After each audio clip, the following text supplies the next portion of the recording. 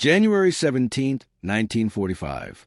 A bitter wind swept across northern Germany, carrying the scent of smoke, frozen earth, and abandoned homes. Barbed wire fences of a small POW camp rattled under the gusts, framing the emaciated figures of women who had endured months of hunger, exhaustion, and fear. Their eyes, hollowed by deprivation, scanned the horizon for signs of life. Any sign of rescue.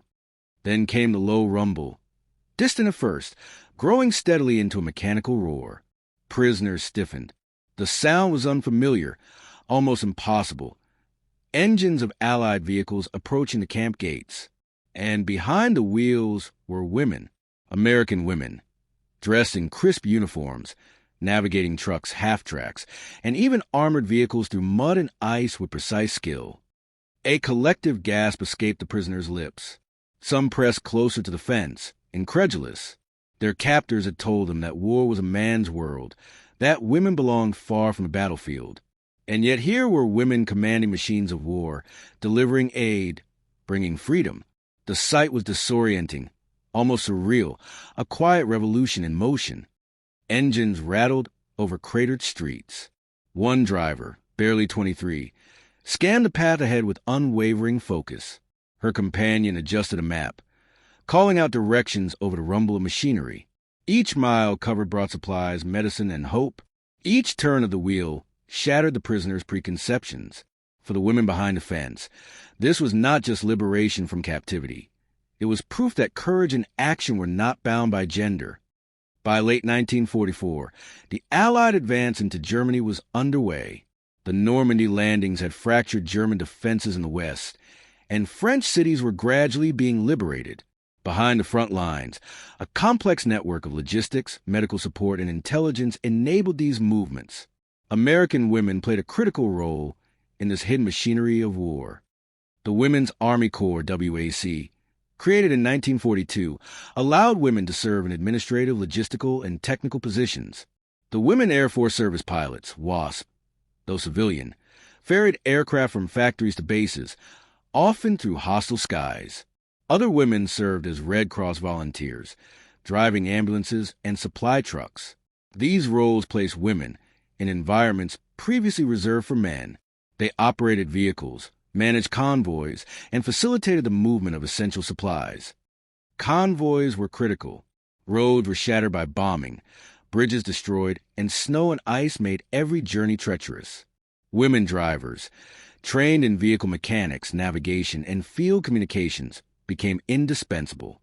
They transported food, medical supplies, ammunition, and personnel, often under threat of artillery, stray gunfire, and hostile patrols. The efficiency and reliability of these women ensured that frontline units remained supplied and that liberated civilians and prisoners received aid. In addition to Americans, other nations had deployed women in combat-adjacent roles.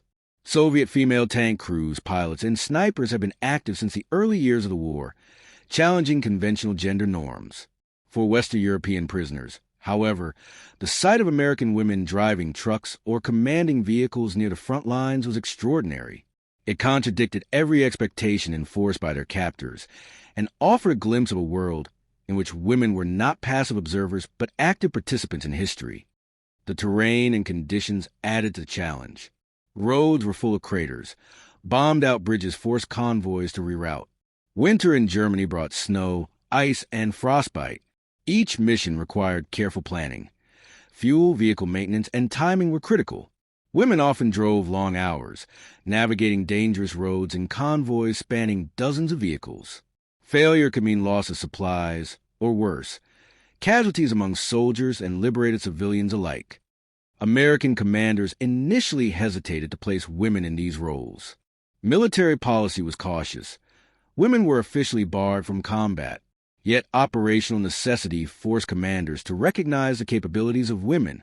Their reliability, skill, and discipline proved indispensable.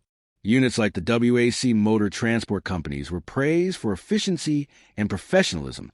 Similarly, WASPs demonstrated remarkable courage, flying aircraft through hostile airspace to deliver fighters and bombers to forward bases. The psychological impact on liberated prisoners was profound. Many had been subjected to years of indoctrination and oppression. They had been forced into labor, denied basic necessities, and convinced of their helplessness. Seeing women in uniform, driving vehicles, and leading convoys challenged these assumptions. For the first time, they witnessed competence, authority, and courage expressed in a form they had not imagined possible. The combination of strategic necessity, operational excellence, and human empathy defined these women's contributions. They did not merely perform tasks.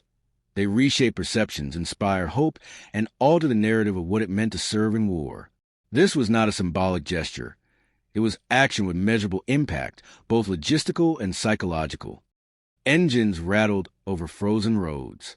Convoys pressed onward, carrying supplies to forward positions, ambulances to evacuate wounded, and relief to the suffering. Each mile traveled brought freedom closer. For prisoners watching through frostbitten fences, every turn of a wheel, every careful maneuver, was a tangible sign that the war's end was near and that their survival, once uncertain, was now guided by skilled hands, men and women alike, determined to restore life and dignity. The convoy moved cautiously through the shattered landscape, engines rattling over icy roads and cratered fields. American women sat behind the wheels, their hands firm on the steering wheels, eyes scanning for hazards that could appear at any moment. Trucks, ambulances, and half-tracks carried vital supplies, blankets, food, medical equipment, and personnel ready to assist the liberated. For the prisoners watching behind barbed wire, the sight was almost impossible. Women, commanding vehicles with authority and skill, challenged every expectation they had been taught about the war, about courage, and about who could hold power. Inside the camp, faces pressed against the fence, eyes wide with disbelief, Claudine and the other prisoners had endured months of hunger, forced labor, and cruelty. They had been taught that hope was a luxury, that survival depended on men, and that women had no place in acts of command. And yet here they were, watching American women navigate dangerous roads, coordinate the unloading of supplies, and organize evacuations with calm authority that left no room for doubt. The contrast with the oppression they had suffered was stark. This was liberation performed not with brute force, but with skill, precision, and humanity. The women drivers communicated constantly. Hand signals, shouted instructions, and radio calls kept the convoy moving smoothly, even over roads rendered nearly impassable by bombing and winter weather. One half-track skidded on ice, its driver adjusting instantly, correcting what could have been a disaster. Behind them, trucks carrying food and medical supplies followed in perfect formation, the engines vibrating through the frozen earth. The prisoners could see that each maneuver was deliberate, calculated, and executed with confidence. These vehicles, symbols of destruction elsewhere, had become instruments of survival and hope. Every delivery was a challenge. Roads were littered with debris, bridges destroyed, fields cratered by shelling. Mines and unexploded ordnance threatened the convoy, requiring constant vigilance. Yet the women persisted, adjusting routes, coordinating with escorts, and maintaining a steady pace. Their skill ensured that vital supplies reached the front lines and liberated camps without delay.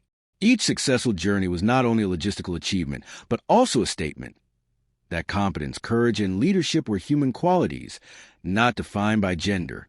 The psychological impact on the prisoners was immediate. Years of indoctrination and abuse had taught helplessness and submission, but witnessing women take command reshaped their understanding of possibility. Authority was no longer confined to men. Skill, courage, and initiative could reside in anyone willing to act. Mothers clutched children. Sisters embraced one another, and even men, few as they were, stared in awe at the precision and calm of the convoy. Hope, long dormant, stirred within them. Commanders in the field had quickly recognized the value of women in these roles. Initially restricted to support positions, they now played a central part in logistics and operational success. WAC motor transport units delivered supplies to front lines, while WASPs ferried aircraft to bases under challenging conditions. Civilian volunteers assisted with medical and relief operations, often placing themselves in danger to ensure the success of missions. Their efficiency and reliability earned them respect, and their actions demonstrated that the machinery of war could be wielded for good when guided by competence and discipline. Even the enemy could not ignore their presence. Reports from retreating German units noted the efficiency of women operating convoys, and delivering aid. The acknowledgement, though begrudging, highlighted the psychological effect of these operations. Prisoners witnessing these acts understood that liberation was not simply the arrival of men with guns, but the coordinated efforts of individuals capable of reshaping reality through skill and determination. The war, long thought to be dictated by brute force, was also influenced by precision, planning, and the courage to act decisively. The convoy continued through villages devastated by bombing, smoke rising from collapsed rooftops. Drivers coordinated with each other, repaired vehicles on the go, and maintained communication with command. Each mile carried supplies and hope. Each successful delivery reaffirmed the possibility of survival. The prisoners saw not just the trucks, but the people behind the wheels, women navigating impossible conditions, caring for those around them, and restoring dignity where oppression had reigned. The act of driving became an act of liberation, a tangible demonstration that skill, courage, and humanity could overcome despair. By the end of the day, many prisoners had been relocated to safe areas, receiving medical care, food, and warmth. The women drivers, exhausted but resolute, continued to coordinate and oversee operations. They had done more than move supplies. They had restored a sense of agency and hope to those who had long been denied both. Their actions demonstrated that courage was not always loud or violent. It could be quiet, methodical, and executed with precision. The machinery of war in their hands had become a tool of salvation rather than destruction. As night fell, the convoy paused briefly, engines idling in the cold, snow settling over the ruined landscape. Prisoners stood among the wreckage, absorbing the extraordinary events of the day. They had witnessed liberation led by women, operations conducted with skill and authority, and a redefinition of courage itself. Hope, once a fragile ember, now burned steadily. The image of these women behind the wheels, orchestrating rescue and aid with unwavering composure, would remain etched in their memories, a lasting testament to human resilience and the unexpected forms that heroism can take. The convoy advanced slowly through the snow-covered ruins of northern Germany, engines throbbing against the frozen earth. Each vehicle carried supplies, medical personnel, and the weight of anticipation. American women sat behind the wheels, their eyes sharp, hands steady, navigating roads cratered by bombing and scarred by retreating forces. Every mile was a test of skill and endurance, each decision critical to ensuring that prisoners waiting behind barbed wire would be reached safely. The cold air stung and the wind cut through their uniforms, but their focus never wavered. Inside the camp, the prisoners pressed close to the fences, eyes wide with disbelief. Years of forced labor, hunger, and abuse had left them hollow, taught them that survival depended on men, that authority and courage were male domains. And yet here they were, seeing women in uniform drive vehicles with mastery and command. The first truck rolled to a stop, engines vibrating through the frozen ground. A driver climbed down and immediately began organizing the unloading of supplies, issuing directions with confidence. Blankets, rations, and medical equipment were distributed efficiently, and those too weak to move were gently lifted into waiting ambulances. Every maneuver was deliberate. Drivers communicated with hand signals, radios, and quick shouts. One half-track skidded on ice, corrected instantly, and continued on course. Trucks followed in tight formation, each carrying crucial supplies. The prisoners could see that these vehicles, once instruments of war and destruction, had been transformed into tools of salvation. The convoy moved with precision, demonstrating skill, courage, and a quiet authority that was almost shocking to those who had endured oppression for so long. The dangers were ever present. Stray gunfire from retreating German units echoed across the landscape, and mines and debris littered the roads. Yet the women navigated each hazard with unflinching calm. Their focus was absolute, their decisions swift and measured. Every successful mile ensured that supplies reached the camps and that prisoners were safely evacuated. In this, courage was revealed not through brute force, but through discipline, skill, and the ability to act decisively under pressure. Each driver's competence became a lifeline, and every delivered supply symbolized hope restored. For the prisoners, the psychological impact was immediate and profound. Years of indoctrination had taught helplessness. Despair had become routine. Witnessing women take control, coordinate operations, and command vehicles defied all previous assumptions. Authority and capability were no longer confined to men. Mothers clutched their children, sisters held each other tightly, and even male prisoners, few as they were, stared in awe at the determination and efficiency of the convoy. The presence of these women suggested a world in which courage, skill, and leadership were not dictated by gender, but by action. Commanders observing the operations recognized their vital role. Initially, women had been restricted to support duties, but their performance proved indispensable. WAC motor transport units kept frontline operations supplied, WASPs ferried aircraft under perilous conditions, and Red Cross volunteers provided medical and logistical support. Their skill, reliability, and courage under pressure ensured that the machinery of war functioned efficiently, sustaining the advance and saving lives. The combination of tactical competence and human empathy created a powerful force for liberation that went beyond traditional measures of military success. The enemy, too, took notice. Intelligence reports from retreating German forces remarked on the unexpected efficiency of women driving vehicles and managing convoys. While reluctant to admit it openly, these reports highlighted the disruption such efforts caused enemy expectations and morale. For the prisoners, this reinforced profound transformation unfolding before their eyes. Liberation was not arriving with guns alone. It was executed through skill, coordination, and the determination to act. The war, often viewed as a contest of male aggression, was also influenced by precise, deliberate, and courageous acts carried out by women. As the convoy reached the camp gates, vehicles slowed, engines idling, ready to unload the survivors. Drivers moved with deliberate care, organizing prisoners, ensuring order, and prioritizing medical cases. Those too weak to walk were gently assisted onto stretchers and into ambulances. The prisoners watched in awe as the women moved with authority, competence, and humanity, guiding them away from months of deprivation toward warmth, food, and safety. It was liberation in motion, a demonstration of courage grounded in skill rather than brute force. By afternoon, the first groups of prisoners had been transported to safe areas, receiving care and sustenance.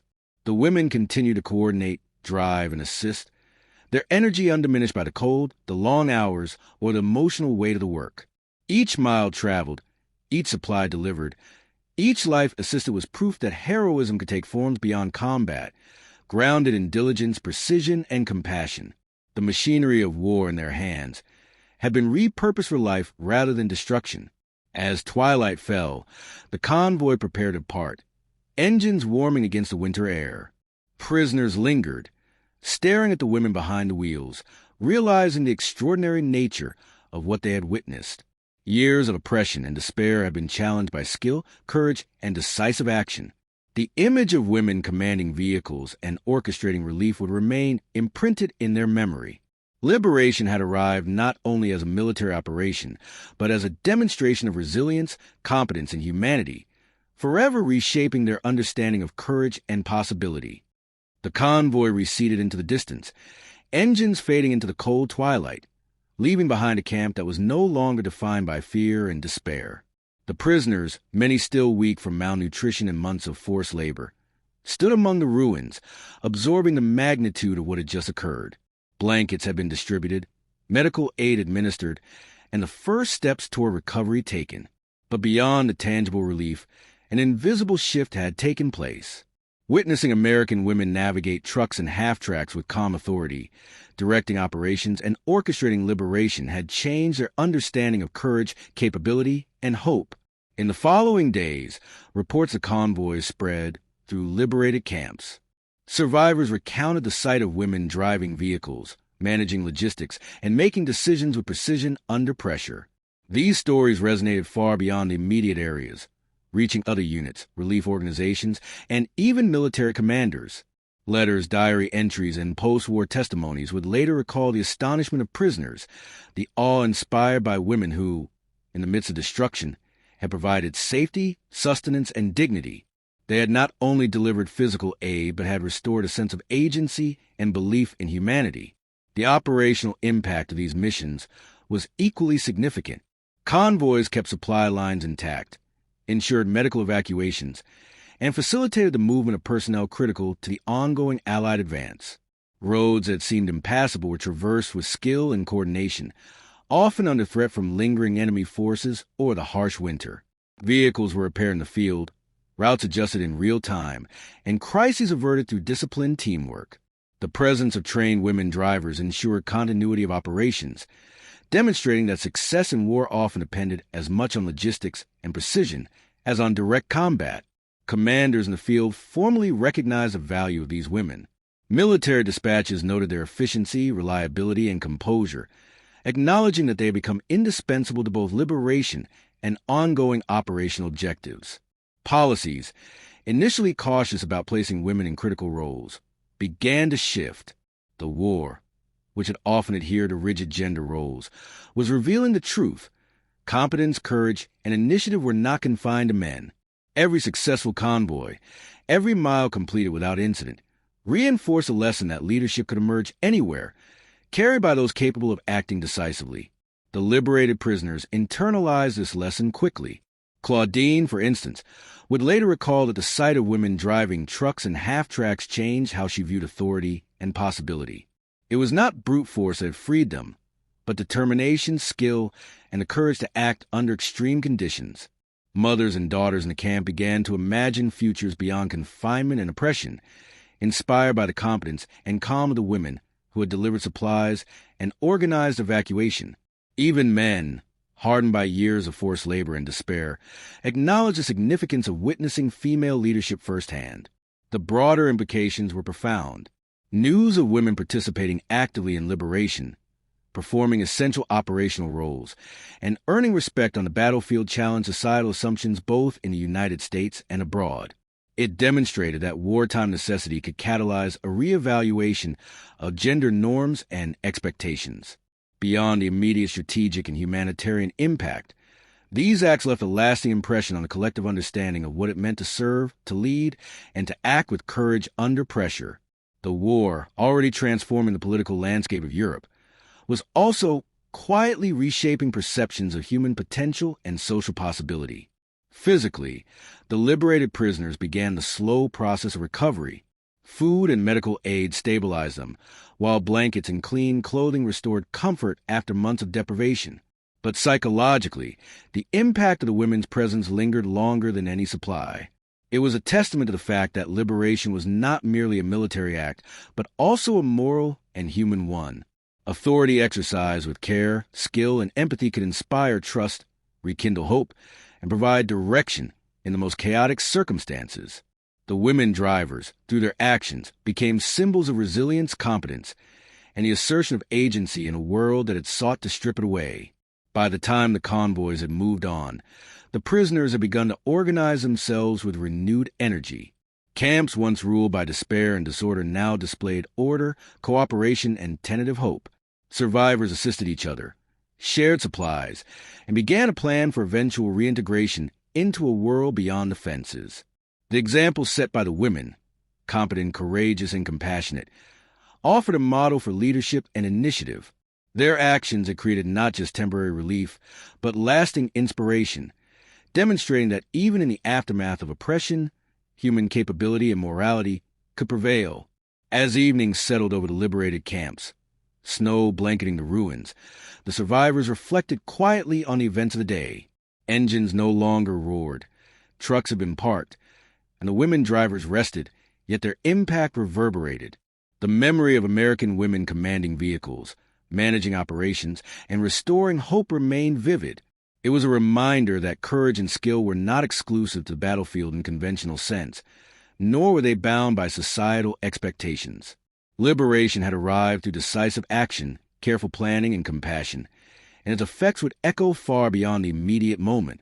In the end, the events underscored a fundamental truth about war and humanity.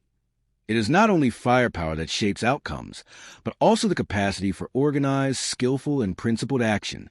The women drivers had transformed machinery designed for destruction into instruments of relief, proving that bravery could manifest through method, precision, and care. For the prisoners, the experience redefined their understanding of hope and human potential. For history, it demonstrated that even in the darkest chapters, courage could appear in unexpected forms, reshaping events, and leaving a legacy that would endure long after the war had ended.